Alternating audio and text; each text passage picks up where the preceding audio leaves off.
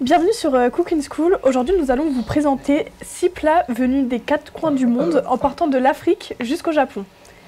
Donc, pour commencer, on va vous présenter un cocktail. Donc, je vais laisser la parole à ma collègue Amy. Bien, merci beaucoup Luciana et Nathan. Je suis ravie de faire participer à ce genre d'émission. Aujourd'hui, là, je vais accueillir 2 terminales STHR qui vont justement préparer un Blue Lagoon, c'est-à-dire un cocktail avec alcool, malheureusement. Ewan et Lucas, vous m'entendez bien ou pas? Oui, je comprends. Vas-y, Ewan, lance votre star 7. Lance star 7, Ewan. Ok. Je peux commencer? Vas-y. Bonjour, aujourd'hui avec mon ami Lucas, on va vous présenter le oh là là là, c'est stressant, hein. Le Blue Lagoon. Ok, donc avec mon ami Lucas, nous allons vous présenter le Blue Lagoon qui est à base de jus de citron, à base de cuirasso bleu qui est une liqueur d'orange, d'écorce d'orange, et de la vodka qui est une eau de vie à base de grains. Et voici mon collègue qui va vous présenter le cocktail, qui va vous le réaliser. C'est parti. Donc mon collègue commence par couper les citrons pour ensuite les presser. Il va mettre 2 centilitres de jus de citron. Donc là, c'est une technique de service. Il consiste à tourner la fourchette dans le citron pour extraire le jus. Ensuite, il passe au cuirasso bleu. Il va en mettre 3 centilitres.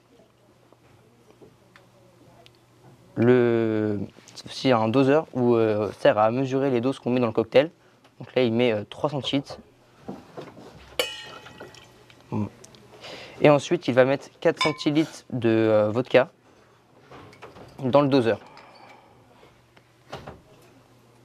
Et ensuite, il va shaker le shaker pour mélanger le tout avec des glaçons.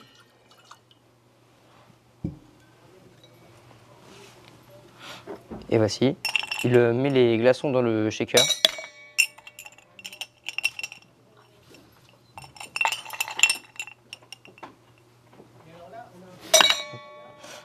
Ensuite, il prend les 2 parties du shaker pour les assembler, pour ensuite taper pour pouvoir shaker le shaker. Et ensuite, une fois que c'est bien shaké, il va enlever les 2 parties du shaker pour ensuite pouvoir le verser dans le verre. Et il va s'aider pour le verser dans le verre d'une passoire pour éviter que les glaçons tombent dans le verre, car pour un cocktail, il ne devra pas avoir de glaçons sauf pour le mojito. Et donc il prend le verre dans sa main et il verse le cuirasso, le Blue Lagoon. Et voici. Donc c'est un cocktail avec alcool, donc comme le plateau est mineur, donc ça sera un adulte, Xavier, qui le boira. Voilà. Je vous souhaite à tous une bonne journée et à vous plateau. Merci à vous deux, merci beaucoup. J'ai vivement envie d'avoir 18 ans pour pouvoir un jour le goûter. Pas vous, Luciana et Nathan? Moi, oui, aussi, hein. Ça a l'air appétissant. Comme tout le monde a tous envie d'avoir 18 ans rapidement. Ouais, grave. Maintenant, nous allons nous diriger vers l'Italie avec les macarons, une mignardise que tout le monde connaît. On vient de m'annoncer dans l'oreillette que les cuisiniers ont eu un problème avec la lame du mixeur, elle s'est cassée. Ils ont réussi à le régler à temps et à sortir les macarons assez rapidement, alors on va quand même pouvoir voir le reportage macaron.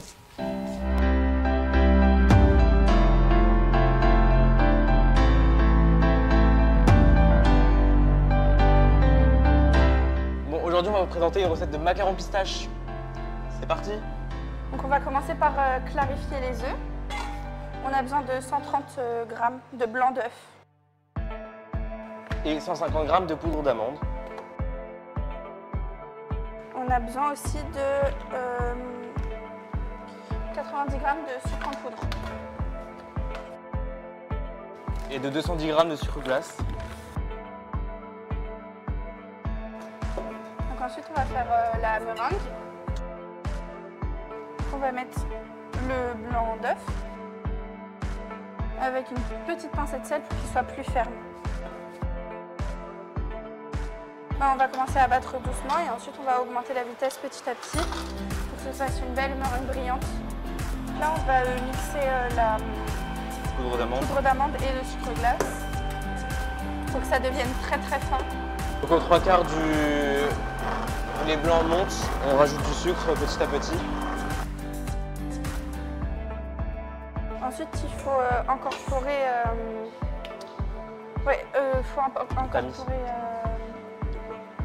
la poudre d'amande et le sucre glace. Il faut la tamiser d'abord. Alors en couleur ça donne ça. Plaque à pâtisserie avec une feuille sulfurisée. Mettre la préparation à macarons dans la poche à douille.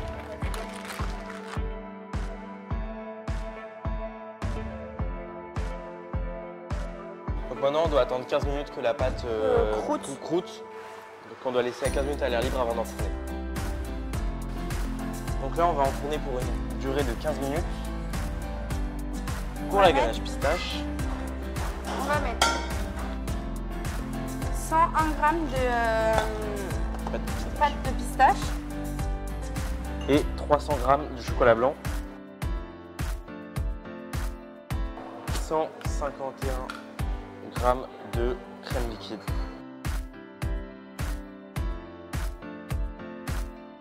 Donc ensuite il faut mettre de l'eau dans une casserole qu'on va mettre sur le feu. Pour préparer un bain-marie et faire fondre le chocolat blanc. Et on va aussi faire bouillir la crème liquide. Donc maintenant que l'eau est chaude, on peut commencer à mettre du chocolat et à le fondre. Alors il faut faire attention à ce que le cuit de votre bain-marie ne touche pas le fond de la casserole. Parce que sinon ça va faire brûler le chocolat blanc et c'est pas ce qu'on veut. Et une maryse pour mélanger voilà. doucement. Une maryse pour mélanger, il faut faire à feu doux.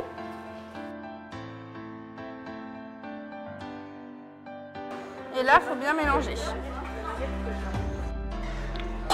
Ensuite, on va venir y incorporer la pâte de pistache. Pour que ça fasse une ganache pistache. Voilà. Aussi incorporer l'arôme amande amère. Selon nos goûts. On va venir filmer la ganache au contact, c'est-à-dire qu'il faut que ça touche la ganache. Voilà, il ne faut pas que ce soit à l'air libre. On va la mettre pendant 5 minutes. Alors là, on va sortir les coques du four. Il faut faire attention, c'est assez volatile. On va monter la ganache. Donc on va la placer dans la cuve. Parfait. Donc ensuite, on place la cuve. Faites attention à ce que le manche soit bien à l'extérieur. On rentre le batteur. Hop.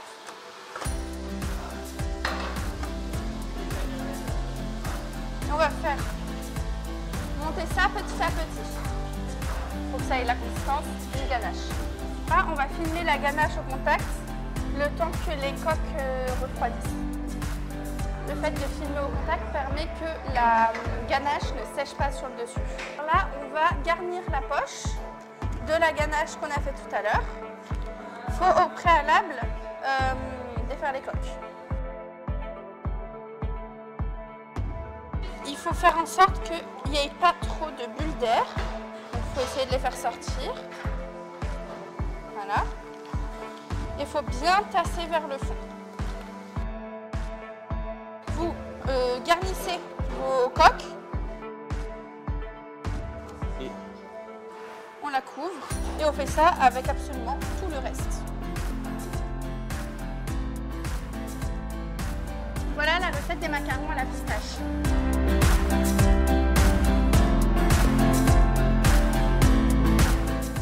Bienvenue Maxime.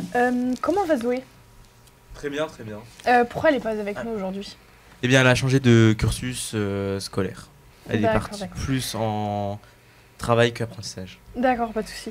Donc peux-tu nous en dire plus du coup sur les macarons? Bien sûr, bien sûr. Donc aujourd'hui, vous parlez de l'histoire des macarons. Donc le macaron est une pâtisserie italienne créée dans les années 1300, importée en France par Catherine de Médicis, une ancienne reine de France, au XVIe siècle. Mais beaucoup de personnes oublient souvent que le macaron est d'origine italienne, car la France est très réputée pour faire de très bons macarons. C'est en partie grâce à la maison Ladurée, qui ont réinventé de façon moderne la recette des macarons, et aussi grâce à Pierre Hermé ou Jean-Pierre Évin, qui sont de très bons pâtissiers reconnus pour leurs macarons. Mais une légende raconte que si les macarons sont de forme ronde, c'est parce qu'à l'époque, les moines pétrissaient la pâte torse nu, et un jour, l'un des moines était tellement épuisé qu'il est tombé de fatigue et s'est endormi. La pâte a alors pris la forme de son nombril, ce qui a donné la forme emblématique du macaron. À cette époque, on mangeait le macaron sans garniture, juste une coque. C'est seulement des années plus tard que la maison Ladurée a réinventé la recette en y ajoutant de la confiture appelée ganache. Maintenant, on appelle ça le macaron parisien. Voilà pour l'une des petites histoires du macaron. D'accord, et bah merci beaucoup. Et vous qui les avez goûtés, qu'est-ce que vous en pensez de mes macarons? Sincèrement, je les ai trouvés très bons, leur côté craquant et surtout à l'intérieur, c'était très moelleux, c'était franchement très bon. Moi aussi, je les ai bien aimés, ils étaient bons. J'ai même mangé plein, mais ils n'avaient pas assez le goût de pistache. Bah, en tout cas, merci beaucoup pour ton interprétation. Nous partons vers l'est, dans le pays du soleil levant. Je parle bien sûr du Japon.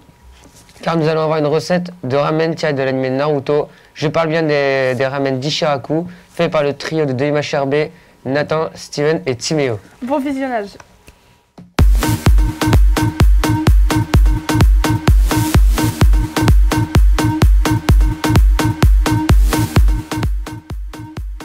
Aujourd'hui, je vais vous préparer les ramen d'Ishiraku de l'anime Naruto. Pour ceci, vous aurez besoin de 6 tranches de porc, de 25 g de fond brun, d'un quart d'oignon frais, de 400 g de nouilles chinoises, d'une cuillère à soupe de pâte miso et de 2 cuillères à café d'huile de sésame. Alors pour le début de la cuisson, on va commencer par faire cuire les œufs qui sont déjà en pleine cuisson. On va les sortir d'ici 1 ou 2 minutes à peu près. Pendant ce temps, je vais commencer à préparer le fond de brin. Je vais mélanger l'eau avec le fond de brin lié pour ensuite y ajouter la pâte miso. Ça va permettre de faire le bouillon pour les nouilles, pour les ramen. On va ajouter la pâte miso à la préparation. Ça va ajouter un petit goût un peu asiatique à notre petit bouillon.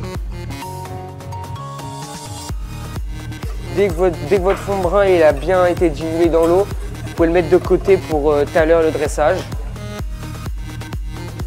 Vous allez prendre vos feuilles d'algues nori. Vous allez les couper en 3 pour le dressage. Vous les mettez de côté. Là, on va commencer à tailler les tranches de porc.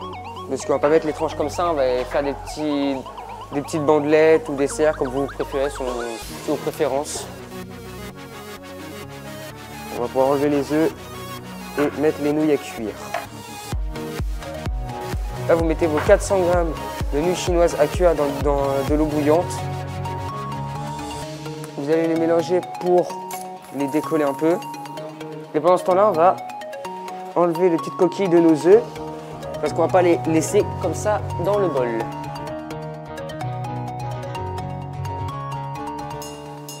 Tac, alors, on va pouvoir sortir les nouilles de l'eau.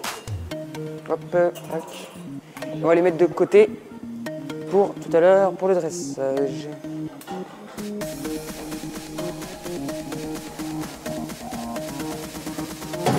Pour le dressage de notre ramen, on va prendre un bol à ramen. On va commencer par venir y verser notre fond de veau. Pour ensuite y incorporer une partie de nos pâtes. On va venir y mettre nos feuilles d'algues nori.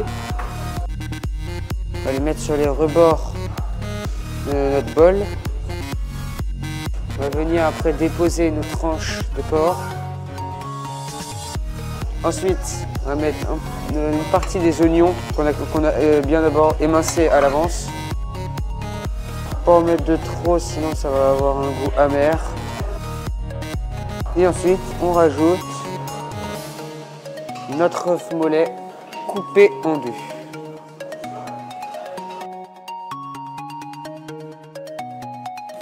Et maintenant, plus qu'à mélanger et à savourer. Et Eh bien, merci. Grâce à vous, on va pouvoir refaire de magnifiques ramen maison.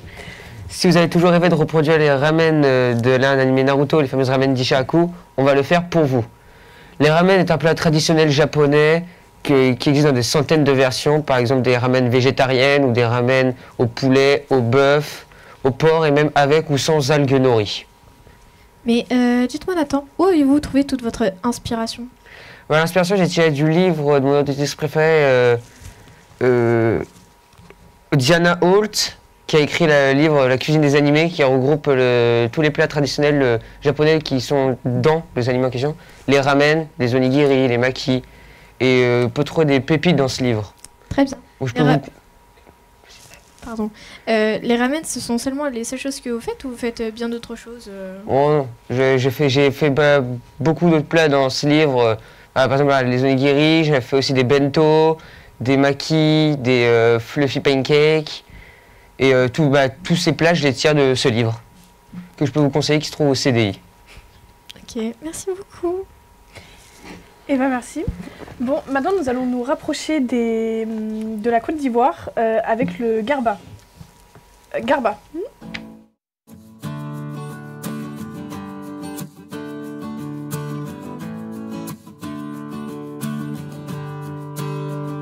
Aujourd'hui, nous allons vous présenter une spécialité africaine qui se nomme le garba, qui est composé de bananes plantain, ici là, de la semoule de manioc, du thon, des oignons, de la tomate, du piment, du cube magie, du sel, du poivre et du persil. Pour commencer, nous allons couper les bananes en demi-rondelles. Puis nous allons les mettre à frire. Pendant ce temps-là, nous allons couper les condiments.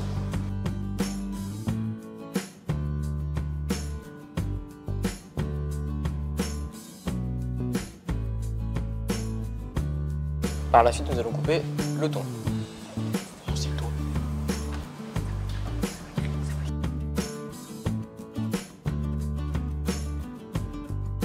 Puis nous allons les faire rissoler dans un petit peu d'huile et de beurre.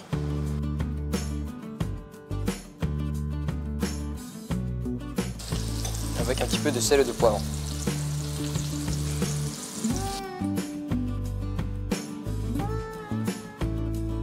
Pendant que le thon cuit, nous allons faire une présentation avec la semoule de manioc.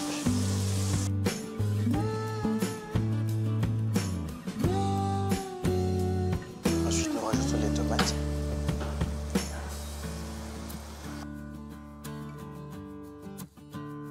Puis le thon.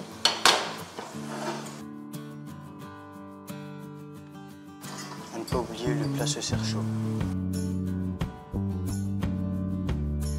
Puis nous rajoutons les oignons. Puis le piment. Mais vous n'êtes pas obligé d'en mettre. N'oublions pas le persil. Et ainsi nous terminons avec cette banane plantain.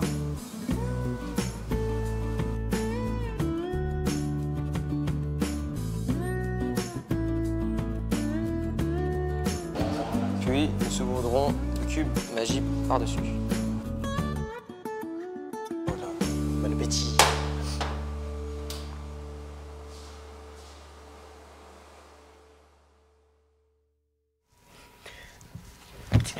Bonjour les garçons, est-ce que vous pouvez nous en dire plus sur le garba? Bonjour, on va vous raconter l'histoire et des anecdotes sur le garba. Donc bonjour, je m'appelle Benjamin et à l'aide de mon ami Bakary ici présent, nous allons vous présenter l'histoire du garba. Exact. Donc du coup, le garba trouve son origine dans les quartiers populaires d'Abidjan, Treichville, Abobo et Adjamé, lui-même inspiré du plat traditionnel ivoirien l'atchéké. Donc le garba est souvent vendu dans des petites échoppes appelées garbadromes qui depuis quelques années ont ouvert dans la métropole et même au-delà. Oui. Comme a dit mon collègue, c'est un plat typique ivoirien et maintenant je vais vous raconter l'histoire. Alors, c'est à partir de 1990 que le garba a été créé. Et il est surtout vendu par les ressortissants nigériens et par les Haoussa. Il est vendu dans ces petites échoppes qu'on appelle le garbadrome, qui sont essentiellement sur les sites universitaires, à Yopougon, là où est né le Zouglou. Alors moi, je vais vous raconter une anecdote sur le garba. Donc toute la population ivoirienne mange du garba, même dans l'intérieur du pays, car c'est la tradition et l'identité culturelle. Mais aucun Ivoirien ne mange du garba chez lui. À checker, autant fait maison. Dit un dicton populaire, ce n'est pas garba. Tout du moins, tout le monde a de quoi préparer du garba chez lui, mais ne le prépare pas, car c'est meilleur dans les petites échoppes. Voilà, j'espère que l'histoire et l'anecdote vous a plu. D'accord, et bah merci beaucoup les garçons. Donc, est-ce que vous en avez déjà fait personnellement chez vous du garba? Non, pas du tout. Bah, c'est notre ami Bakary qui nous a fait découvrir ce plat, un plat typique de chez lui. Toi, Bakary, est-ce que tu en as déjà fait toi-même ou c'est tes parents qui faisaient le garba habituellement? Non, j'en ai fait moi-même. Et j'en ai fait aussi avec la famille, donc mon père, ma mère. Et c'est surtout du côté de mon père, comme il est ivoirien. D'accord. Et je le remercie, même s'il n'est pas là. Je le remercie beaucoup pour cette recette, parce que c'est une recette qui est bonne et qui est facile à faire. Donc vous pouvez la faire chez vous en 10-15 minutes de temps. C'est pas compliqué. Et si vous la faites déguster et partager avec vos amis et votre famille. Merci beaucoup. De rien. Dans la garba, il y a quoi à peu près comme légumes, enfin ce que vous mettez dedans? Les légumes, des oignons, D'accord. de la tomate et du piment. D'accord. Mais si vous mangez pas de piment, pas obligé d'en mettre. Et le piment, il est assez fort dans la garba ou pas? Bah, moi je vais dire non parce que j'en consomme régulièrement. Mais si vous... Après, ça dépend. Il y a des piments forts, il y a des piments doux. Après, faut voir ça dans les petites épiceries. En fait, on peut mettre le piment qu'on veut, il n'y a pas de piment spécifique pour le garba. Exactement. D'accord, et bah merci beaucoup en tout cas pour... Merci à vous. Merci beaucoup. De rien. Donc maintenant nous allons revenir pour un deuxième cocktail préparé par Naël. Donc c'est le Virgin Mer de glace. Donc je laisse ma camarade Amy vous en dire plus. Tu m'entends Amy? Oui, bien sûr, je t'entends. Merci Luciana et merci Nathan. Je suis actuellement avec Naël, notre 3e terminale STHR, qui va justement nous présenter le Virgin Mer de glace. Pourrais-tu commencer s'il te plaît? Bien sûr. Alors, elle va pilonner la menthe avec du sucre de canne. Donc, ceci.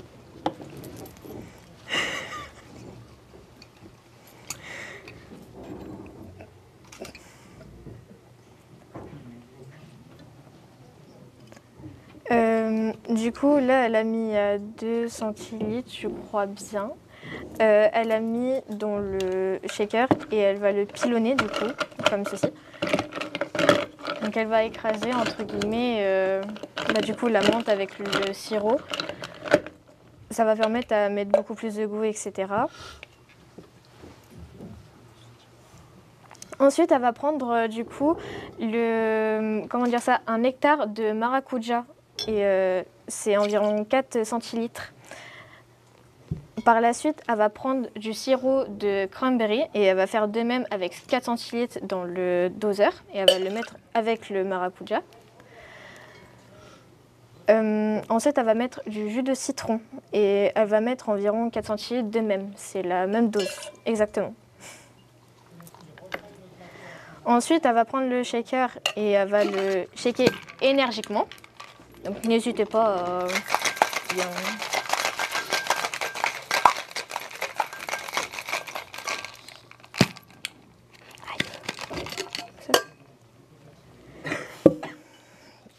Ensuite, du coup, on va prendre la passoire et elle va le vider dans le verre. Et justement, le tumbler.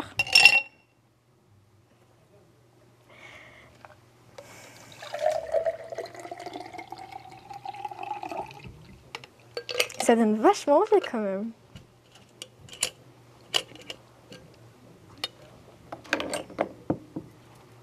Ensuite, maintenant, on va mettre une feuille de menthe juste au-dessus. et elle va mettre un zeste de citron par-dessus pour ajouter un peu plus de goût. Et pour bien évidemment mieux déguster ce petit cocktail avec plaisir.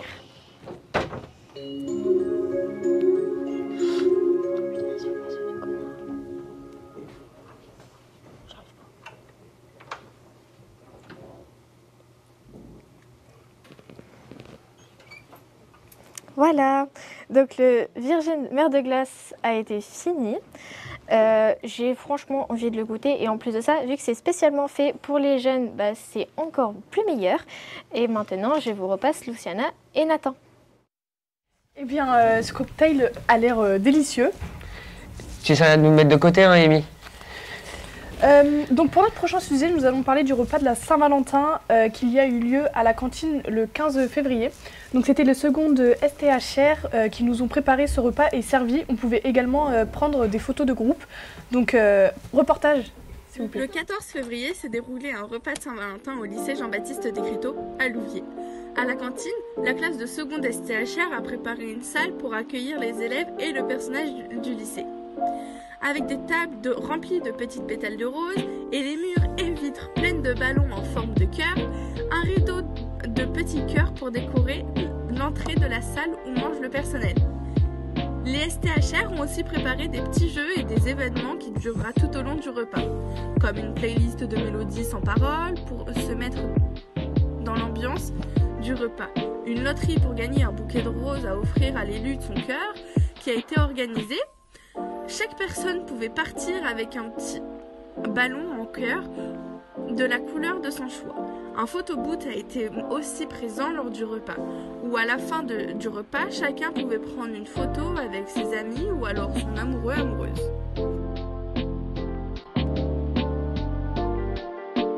Choix, un féroce d'avocat ou un œuf cocotte. Piment d'Espelette. En plat, nous avions des pâtes bolognaise ou alors une blanquette de la mer champignons poireaux. Et enfin, en dessert, un délicieux moelleux au chocolat ou alors une panna cotta fruits rouges ou alors passion. Une partie de la classe ont aussi participé au repas et ont élaboré un menu riche en choix avec l'aide des cantiniers et ont œuvré ensemble le jour J pour préparer le repas et ensuite en profiter à la fin du long service de 3 heures où ils ont réussi à offrir tant l'équipe cuisinier que les serveurs un merveilleux repas à tout l'établissement.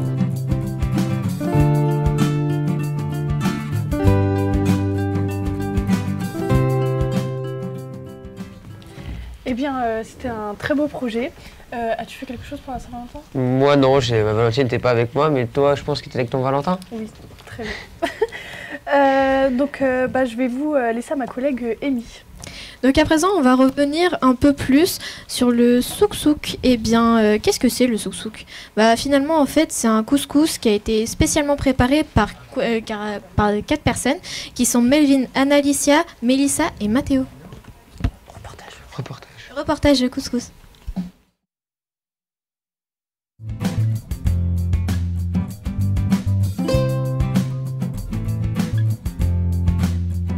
Aujourd'hui, on va vous présenter le couscous. Pour ce couscous, alors les ingrédients, c'est 2 cuillères à soupe d'harissa, 200 g d'agneau coupé en gros cubes, 100 g de semoule, 2 cuisses de poulet, 2 merguez, une demi-boîte de pois chiches, une demi-boîte de concentré de tomate, 2 carottes coupées en tronçons, un oignon, 10 g de beurre, 2 cuillères à soupe d'huile d'olive, un demi-pointe d'harissa, une demi-cuillère à soupe de ras el hanout et 2 navets coupés en 4.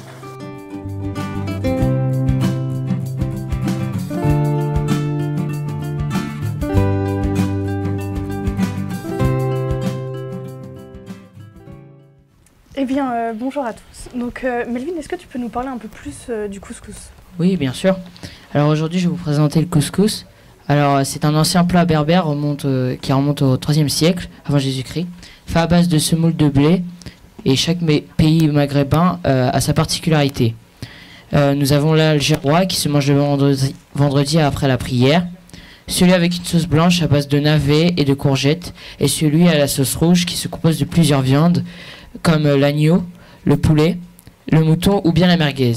Le couscous royal marocain qui, comme son nom l'indique, est très riche en viande, notamment avec de la merguez et du mouton. C'est la recette que vous avez découverte durant le reportage. Au Maroc, on prépare aussi le sefa, qui est un couscous sucré à la cannelle. Celui de Tunisie, principalement connu pour sa base de poisson, et aussi pour sa semoule un peu plus grosse. En Mauritanie, il se fait plus avec des céréales.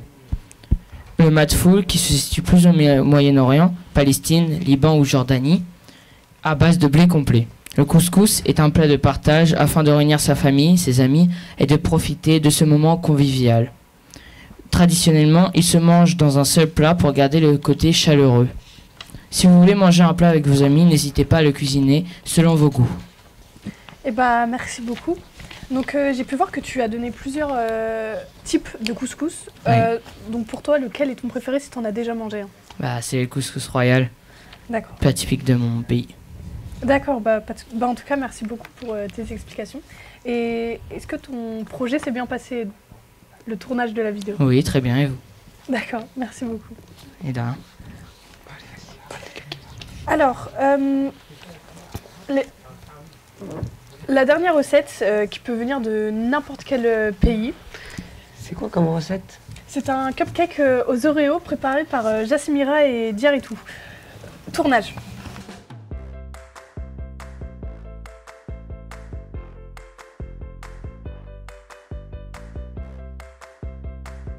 Bonjour Jasmira. Bonjour Diarito. Alors aujourd'hui, on va cuisiner quoi?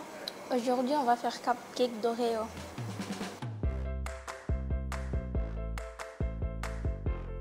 Alors pour réaliser cette recette, on va commencer par fondre notre beurre et notre chocolat noir. Et après, dans un grand bol, on va mettre la farine, le cacao en poudre,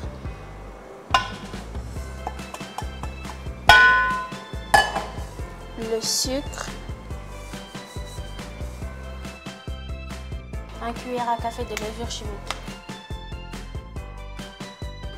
Dans un petit bol, on casse 2 œufs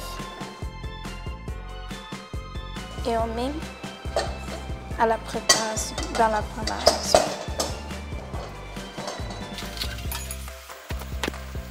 Une fois que c'est compliqué à mélanger, on verse d'un coup le lait. Ensuite, on ajoute notre chocolat et notre beurre fondu à notre préparation.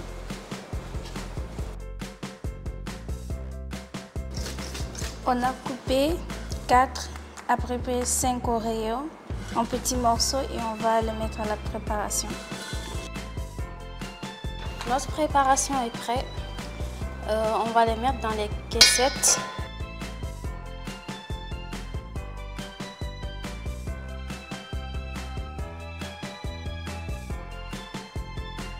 Et là, on a fini avec notre cupcake.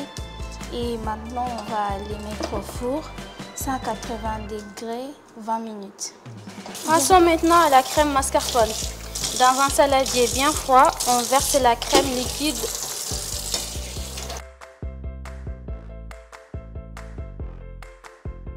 On ajoute notre Oreo mixé à notre préparation. Une fois qu'on a fait notre crème chantilly, on va bien le mélanger avec une maryse. Là, on va mettre notre chantilly dans les poches à douille.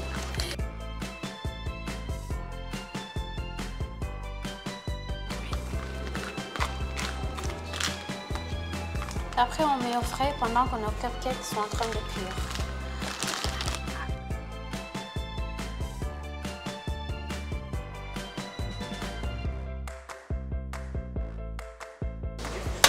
Voilà les cupcakes qui sont cuits. Oui, je vais chercher un peu. Et les chantilly qui sont bien frais.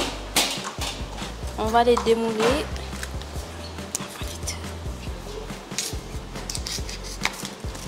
Tu veux chercher un plateau?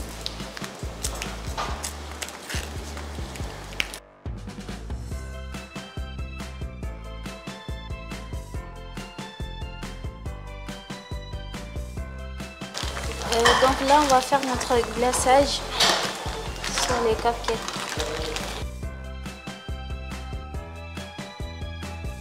Et là, on passe au déco.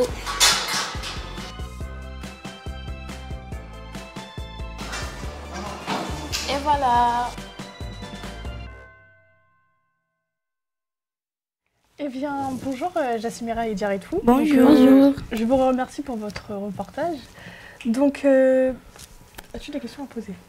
Bah, déjà, on va les laisser parler de leur cupcake aux Oreos. Bonjour à tout le monde.